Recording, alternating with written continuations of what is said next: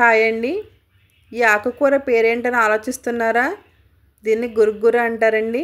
దీన్ని ఎలా తయారు చేయాలో చూద్దాం, వచ్చేయండి.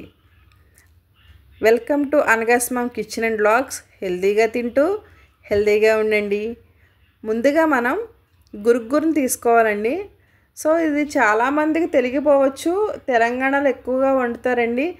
న్యాచురల్ ఆకు అండి, అంటే ఎటువంటి మందులు కానీ ఏమి వేయకుండా అంటే పండించడం అనేం కాదు, పత్తి చేలల్లో అటువంటి దగ్గర ఇవి పెరుగుతుందండి.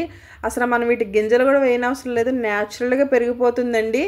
ఇప్పుడు తోటకూర, పాలకూర, చుక్కకూరకైతే మనం విత్తనాలు అనేవి చల్లాలి, బట్ ఇది అలా అవసరం లేదండి, పొలాల్లో పెరుగుతుంది. చాలా హెల్త్ బెనిఫిట్స్ ఉంటాయండి ఇందులో, చాలా మంచిదండి హెల్త్కి. సో ఇది ఆషాఢ మాసంలోనే దొరుకుతుందండి, బట్ నాకు అప్లోడ్ చేయడానికి టైం పట్టింది. సో మా బ్రదర్ వాళ్ళు నన్ను చూడడానికి వచ్చినప్పుడు ఇవి తీసుకొచ్చారండి.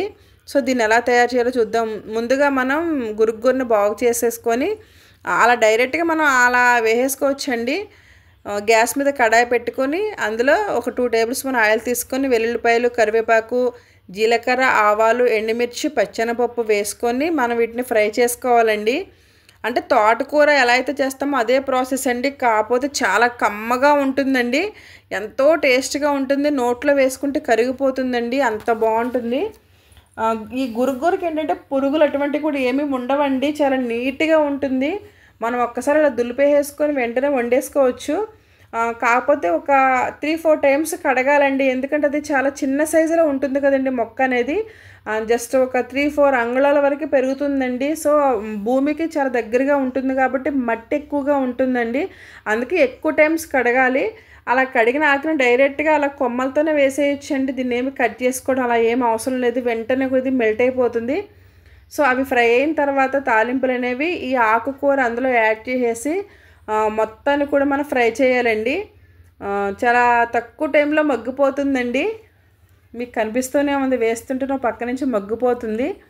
ఇది ఆషాఢ మాసంలోనే దొరుకుతుందండి, తొలకరి చినుకుల్లోనే వస్తుందన్నమాట మొక్క కూర.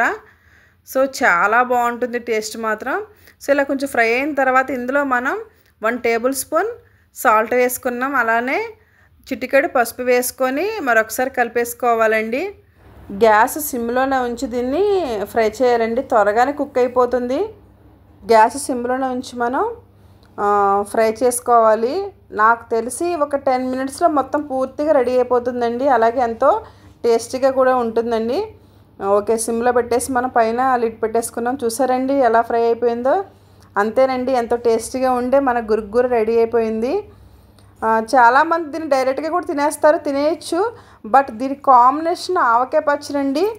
ఆవకాయతో కలుపుకొని తింటే చాలా టేస్టీగా ఉంటుంది, నోట్లో వేసుకుంటే కరిగిపోతుందండి, అంత బాగుంటుంది.